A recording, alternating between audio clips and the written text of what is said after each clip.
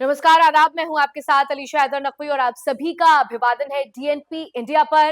रोज की चर्चा की तरह मैं और प्रकाश फिर हाजिर हैं अंतर्राष्ट्रीय मुद्दे के साथ। और आज की चर्चा का जो टॉपिक है वो है भारत, पाकिस्तान और तालिबान। जी हाँ, पाकिस्तान और तालिबान जिस तरीके से जुबानी जंग कर रहे हैं और जिस तरीके से लगातार वहां से एक क्लैशेस की खबर आ रही है, लेकिन आज की खबर का जो सबसे अहम मोड़ है वो ये है, पाकिस्तान जो है वो भारत से नाराज हो गया है इस वजह से क्योंकि भारत ही वो पहला ऐसा देश था जिसने तालिबान का खुलकर समर्थन किया और तालिबान के आमिर खान मुत्तकी से मुलाकात भी की। और उस मीटिंग के बाद से ही पाकिस्तान के जो होश हैं वो फाख्ता हो चुके हैं। लेकिन इसी की फहरिस्त में और इस पूरे ड्रामे में एक नया नाम शुमार हो गया है और वो नाम है चीन का। क्योंकि पाकिस्तान अगर किसी से नाराज हो और दखल अगर भारत का हो तो चीन कैसे पीछे रह सकता है। इस पूरे पिक्चर को आसान भाषा में समझाएंगे प्रकाश। क्योंकि प्रकाश देखिए, सबसे पहले पाकिस्तान की नाराजगी की खबर आती है।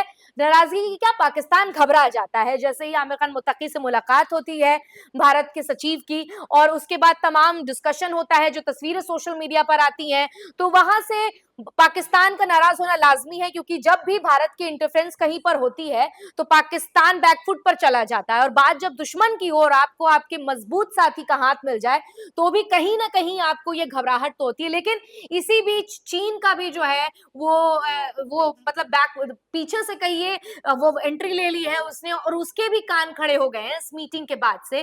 तो क्या है ये पूरा मसला, आप समझाइए। देखिए, काबुल में बहुत सारा इन्वेस्टमेंट है चाइना का। वो बहुत सारे बहुत सारे क्या कहते हैं डेवलपमेंट प्रोजेक्ट चला रहा है, काबुल में भी, कांधार में भी, अलग अलग जगहों पर। भारत था वहां पर इनिशियली, लेकिन जब वहां पर तालिबान काबिज हुआ तो भारत ने राजनयिक संबंध अपने तोड़ दिए। भारत के तमाम राजनयिक और जो दूतावास था वो सब खाली करा के, जितने भी लोग थे हम लोगों ने सेम टाइम पे वहां से निकाले जिस समय यूएस का आखिरी प्लेन वहां से जा रहा था। ये पूरी कहानी ये है कि पाकिस्तानियों को तो ये लगा था कि ये बगल में हमारे पास जो है, एक होता है ना कि एक ऐसी जमीन है जिसका कोई मालिक नहीं है। क्योंकि तालिबान वो फोर्सेस हैं जो लंबे समय तक लड़ाई कर रही थी, उन्होंने उनको कभी वो उसका लंबे समय तक शासन का एक्सपीरियंस नहीं रहा। आमतौर पर मॉडर्न समय में, वो पुराने समय में शासन जरूर चलाया उन्होंने, लेकिन मॉडर्न टाइम में वो लंबे वक्त तक शासन से बाहर रहे, पहाड़ों में छुपे रहे, लड़ते रहे। तो इनको ये लगा था कि इनको तो हम जो कहेंगे वो ये करेंगे, हमारे हिसाब से करेंगे। दूसरा, इनको ये लगा कि भाई हम मुसलमान, वो मुसलमान, मुसलमान मुसलमान भाई भाई, तो सारे भाई जम के जो करना होगा वो करेंगे। और दुनिया, उनको ये लगा कि अफगानिस्तान के जरिए हम क्या कर सकते हैं, तो अफगानिस्तान के जरिए जितने 2 नंबर के काम है, वो ड्रग्स हो, वो हथियारों का लेन देन हो, दुनिया भर में अफगानिस्तान की रूट से होगा। तालिबान जब वहां काबिज हुआ तो तालिबान ने अपनी एक सेल्फ आइडेंटिटी बताई कि भाई काबुल जो है वैसे ही चलेगा जैसे किसी भी देश की राजधानी या किसी भी देश का प्रशासन या सरकार चलती है। हम आपसे डिक्टेट नहीं होंगे। वो ठीक है जी, आपने उस दौर में हमारी मदद की, उसके लिए बहुत शुक्रिया, लेकिन आप जो कहोगे वही हम करेंगे, ऐसा नहीं होगा।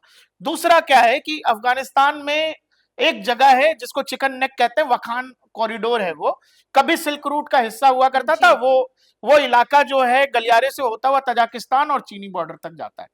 यह हिस्सा वैसा ही है जैसा हमारा सिल्लीगुड़ी कॉरिडोर है, जिससे पूरा नॉर्थ ईस्ट जुड़ता है।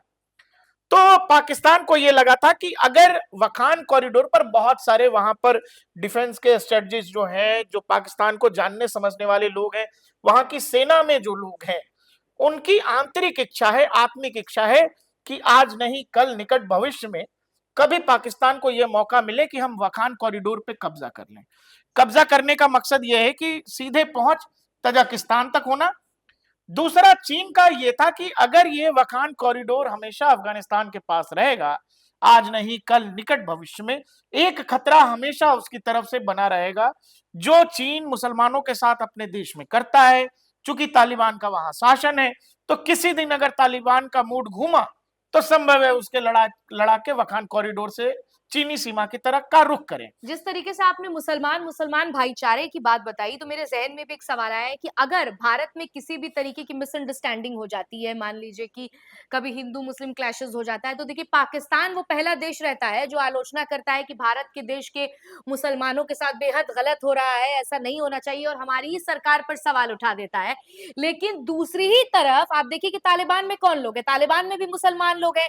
क्या वो अलग से किसी ईमान को तो नहीं लेकर आए, या वो अलग से कोई किताब तो नहीं पढ़ते, उनकी भी कुरान शरीफ किताब है, वो भी नमाज पढ़ते हैं। लेकिन जब आप हमला करते हैं और 50 लोग मारे जाते हैं, आप खुद मुसलमान होकर मुसलमान का खून बहाते हैं, तो फिर पाकिस्तान किस हक से ये कहता है कि भारत में अगर कुछ भी होता है तो आलोचना करने के लिए खड़ा हो जाता है। और रही चीन की बात, जिस तरीके से चीन में उइगर मुसलमानों के साथ होता है वो भी जग जाहिर है। तो जब कहीं पर मुसलमानों के खिलाफ बात होती है तो ये सारे देश इकट्ठा होकर आलोचना करते हैं, लेकिन आज खुद ये मुसलमान का खून बहा रहे हैं, और वो भी ऐसे नहीं कि बंदूक लिया और या पत्थर मारी या किसी तरीके से चोट पहुंचा दी, एयर स्ट्राइक कर देते हैं, सीधे एयर स्ट्राइक कर देते हैं, और जो 50 लोग मारे जाते हैं। तब भारत वो ऐसा देश था जिसने तालिबान में 50 जो लोग मारे गए हैं उसके हिमायती में खड़ा हुआ और उसका समर्थन करते हुए नजर आया। तो भारत ने तो हमेशा ही साबित किया है प्रकाश, अगर देखा जाए, कि उसका दिल बहुत बड़ा है, वो कभी भी धर्म जात बिरादरी या किसी भी आप किस आइडेंटिटी के हैं वो उसको देखकर सपोर्ट नहीं करता।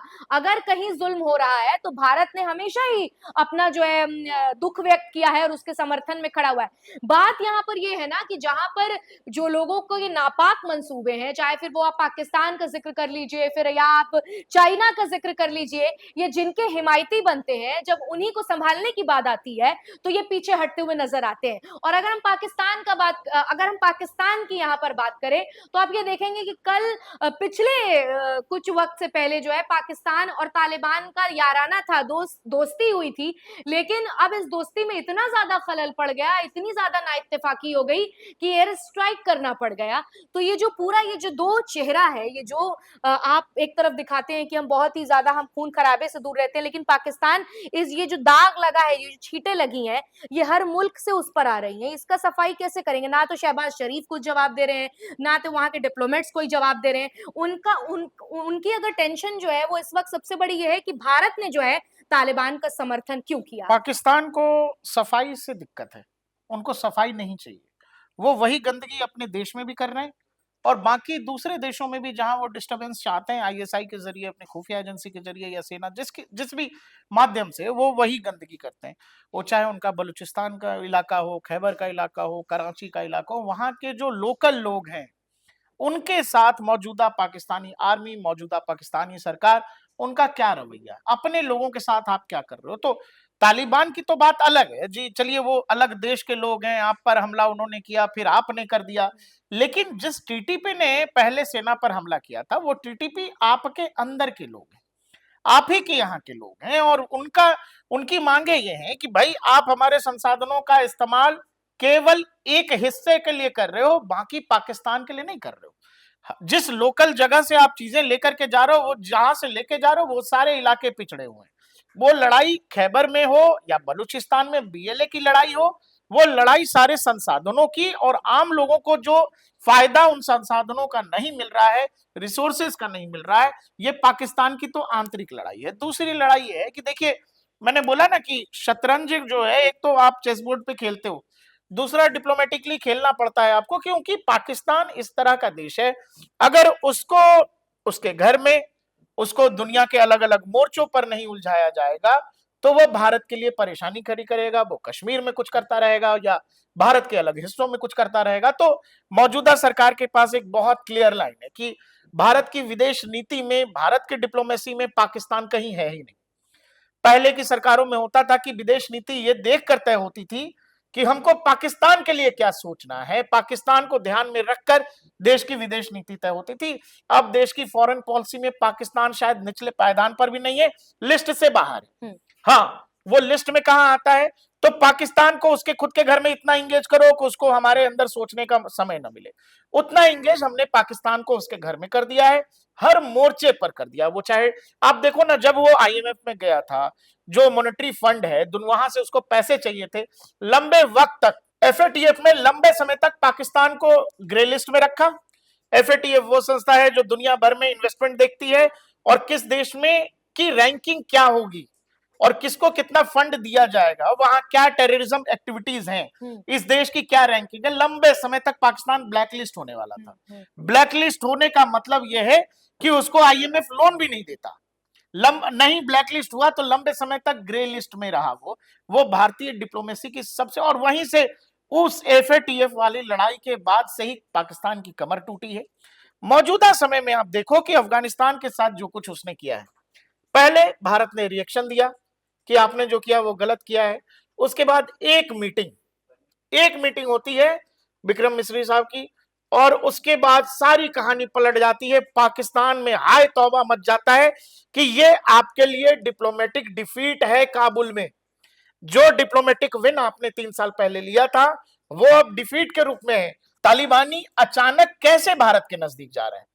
मीटिंग हो रही है और बाकायदा ये बात भी हो रही है कि अपने सारे investment projects, development projects Bharat वहां फिर से शुरू कर सकता है। इसकी बार बार तालिबानी रोज उनकी तरफ से कहा जा रहा है कि आप आइए, आपके जो भी प्रोजेक्ट्स हैं आप उनमें को फिर से शुरुआत करिए। तो भारत को अफगानिस्तान में बाकायदा आमंत्रण मिल रहा है। ऐसे में जिस सरकार को हम सहमति नहीं देते, मान्यता नहीं देते, वहां भारतीय कंपनियां, भारतीय लोग जाएंगे, वहां काम करेंगे तमाम इंफ्रास्ट्रक्चर प्रोजेक्ट्स में। और ये बात पाकिस्तान को परेशान कर रही है।